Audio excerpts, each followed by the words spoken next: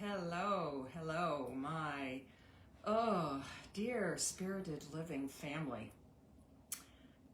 I am happy to be back. It's been a while since I've done an Inner Goddess team video, which when I started doing these in August of 2020, almost 4 years ago, I was doing them every week. I'm not doing it so much now, but this one just it captured me. I'm always looking for goddesses that are relevant, images, representations of the divine feminine that connect either where we are seasonally or astrologically in this case, which is in the season of Gemini. And we have the Gemini new moon coming up next week, Thursday, January 7th, 8th, something like that. I'm sorry, June. So this one, I actually had done a full, really rich, wonderful dive into her mythology like a year and a half ago. Sedna, the Inuit sea goddess Sedna. And so in the YouTube video description, I will give the link to that one as well as my big resource for this, because this I chose this notion of the divine feminine, which if you've watched any of these, you know how passionate I am about bringing back the qualities. And on the YouTube version of this, there's actually a button that you can push that will talk about what are the qualities of the divine feminine and why does our world today so desperately need them. Compassion, empathy, intuition, collaboration, cooperation. Boy, some days that feels easier than others. And Sedna, this really beautiful astrological connection to Sedna brings in all of that. And Sedna in the sky, cosmically, is a dwarf planet, only discovered like in 2003, in the year 2003. And in 2014, this year, she moves very slowly. She is moving into Gemini, and she will be in Gemini for 43 years, something like that. She's now entering it for the first time. So it's a little tricky because she is so new to know exactly how her cosmic influence, her metaphorical, mythological influence in the skies, as above, so below, as the ancient astrologer said, how that will impact us humans standing on this earth. But there's some good clues that we can get from her mythology, and paired with the energy of Gemini and what it represents. So I won't go into huge detail about her mythology, just to tell you kind of the basic components, because that you can get from my December 2022 video that I dedicated specifically to her. But the bottom line is that she was a beautiful young woman, so the Inuit myth goes, and there are several different versions of it, but they all end with her being taken away, going willingly, but then ending up getting deceived by the man or being that swept her away. In some cases it's a dog, it's a lead dog. In other cases it's a bird man. And she ends up, the ultimate commonality is that she ends up on an island in a place that is not what she was told it would be. So she desperately wants to escape. Her father aids her in that and puts her in a kayak, and they take off. He saves her, ostensibly, from this island place that she's ended up in.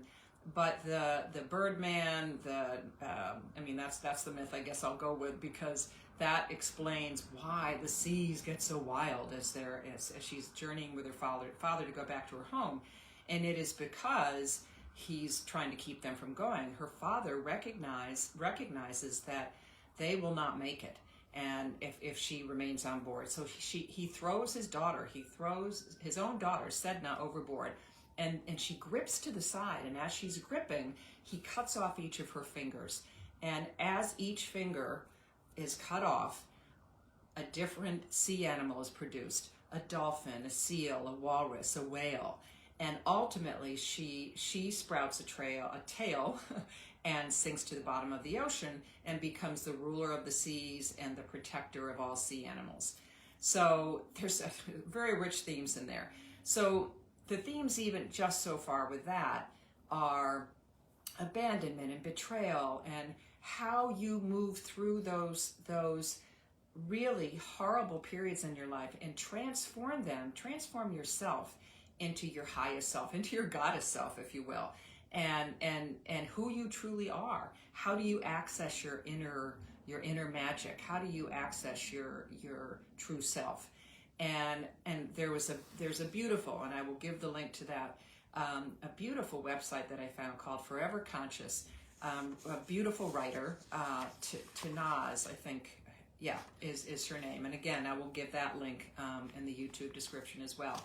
And she tells the story in greater detail than I will, or surmises what Sedna, the Dwarf planet, moving through Gemini will represent over the next 43 years. It moves out of Gemini and into Cancer in 2067. So that gives us a long time. It moves slowly to begin with, and it's very erratic, and it is new. So astrologers everywhere, people that believe in that level of as above, so below, how the stars and planets affect us, will be watching closely. So if you look at those themes, it really is a beautiful representation of how someone can be betrayed, can be abandoned, and rises to her highest self, that she has the power to really undergo a rebirth. Very Scorpion, very scorpionic. Scorpio is about death and rebirth. And she also, because of her past, she's known among the Inuit, she's believed among the Inuit people to have a somewhat volatile temper. And so they send sacrifices to her so that she will aid their hunters, so that they'll have a good hunting season with all of the sea animals that sustain them. And their shaman will journey in a shamanic journey down into the depths of the ocean to appease her, to comb her hair because she has no fingers, and to untangle her hair. All of that I talk more about in that original Sedna mythology video that I did in December 2022. So taking all of that really wonderful symbolism, all of that metaphorical, wonderful background, first we look at the theme. So think how these are reflected in your life. Where in your life have you reached those points of deep sense of betrayal, of not belonging? And how have you, I don't ever want to think that we have to go to the bottom in order to come back up, but if you've had those times, how do you find that inner resource? How do you find your most deepest sense of self and empowerment? And because this time period over the next 43 years will be in Gemini energy, Gemini is about how we think. It's a mental sign. It's how we communicate. So maybe, and again, we don't know because this has not happened in the skies. There's been no Sedna dwarf planet that has gone through Gemini before.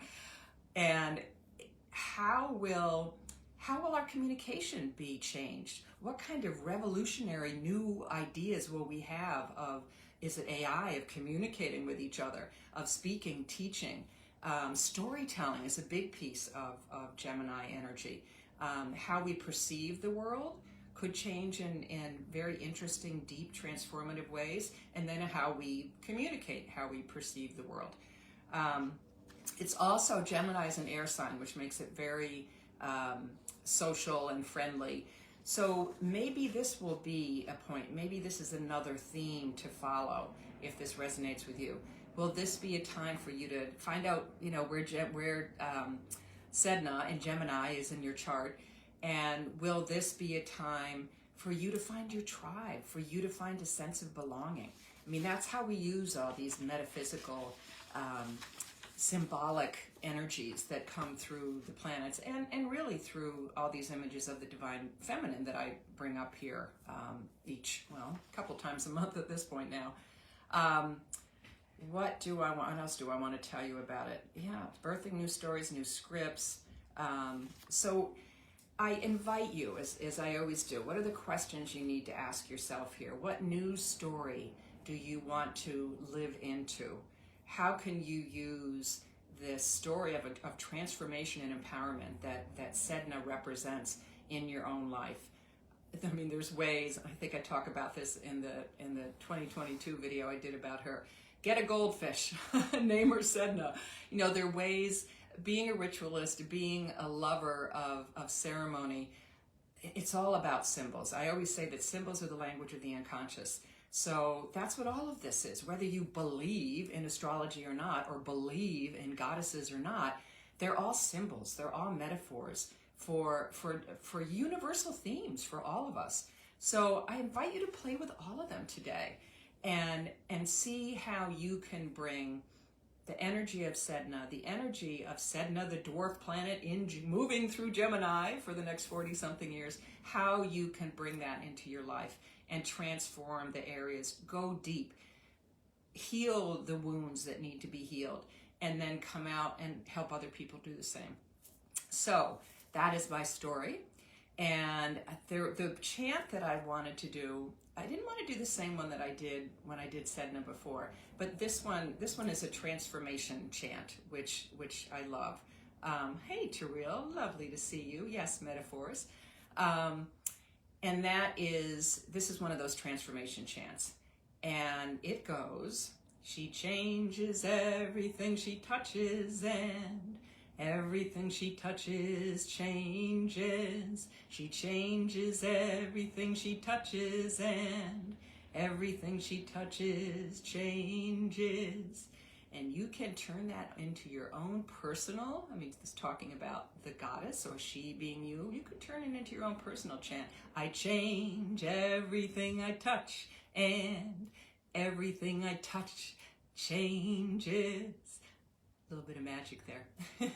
So play with it all. I'd love to hear any encounters you have with Sedna, any ways that you can use that energy, use the symbolism of her path of transformation, of coming from victimhood and betrayal into owning your based on her full power. Thanks so much for joining me. Bye for now.